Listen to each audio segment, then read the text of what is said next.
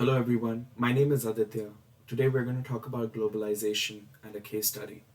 What is globalization? Globalization refers to the integration of goods, services, and culture among the nations of the world. It basically means the world is becoming a smaller place as the internet becomes bigger and more user accessible to all of us. Let's talk about the advantages that globalization has to offer. Advantages mean have some of them are the ability to work with local vendors and management. That basically means people can hire local people and you can work in a specific environment. The second one being ability to operate in different time zones. Well, if we're sitting in the US and somebody's working in China or India, they can work in a different time zone so that people can work around the clock, that is 24 hours.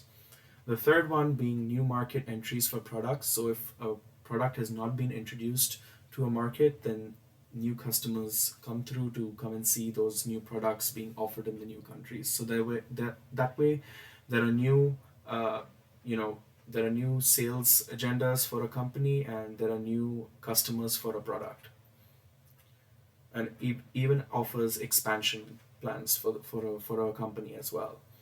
But as we see, they all also have their flaws, and in today's video, we will talk about one such case regarding globalization that went wrong. This case refers to the customs and preferences, as we know that each country has their own unique culture and their own way of the way business models work in each country, and so therefore we will see that how a different country has certain customs that the way they work. And such case that we're going to talk about is going to be the Starbucks failure in Australia. So in 2008, Starbucks closed more than 70% of its underperforming locations, which only left about 23 Starbucks stores that were remaining open in the country.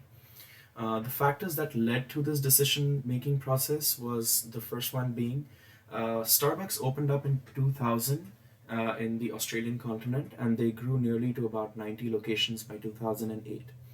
They moved too quickly and they grew, they outpaced and they were growing really rapidly, and the popularity was not syncing up to the amount of locations that they were opening up simultaneously.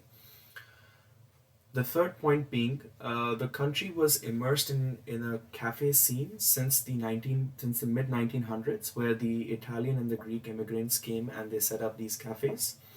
The Australian market for coffee was an already coffee thriving culture, and it proved to be challenging for the American brand to come and kind of break into this.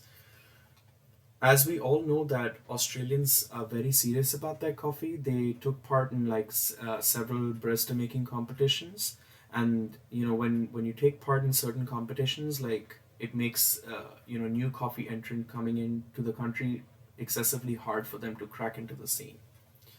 So another thing that we saw, according to the culture and the preferences of consumers, is that the Starbucks taste preference didn't fit right with the consumers' taste in Australia, as the Starbucks company offered more sweeter options compared to the Australians comparing something which is more darker, in the espresso lines. So therefore, that was a negative aspect in that sense. The sixth reason was that, like I said, they were introduced to the espresso, which was a key ingredient, which was an Aussie favorite, to the flat white. Overall failure is during the first 7 years in Australia, Starbucks accumulated $105 million loss, which forced the company to take a strategic decision to close down about 61 locations because they were performing pretty badly overall. According to the present day scenario, there are about 39 locations in Brisbane, Melbourne, and the Gold Coast and Sydney areas, which caters to all the tourists that are coming to those parts of town. And of course, they have slowed growth, and they're trying to now strategically open to each place in a more slower pace than the rapid pace that was seen earlier. Starbucks, of course, now they're finding a recipe to kind of be successful in the Australian continent. Like I said, with a slow pace of kind of transitioning into the country with opening, strategically opening locations in a slower pace rather than a rapid pace. My references are this was taken from a CNBC article, uh, which was why there are almost no Starbucks in Australia. Thank you for watching.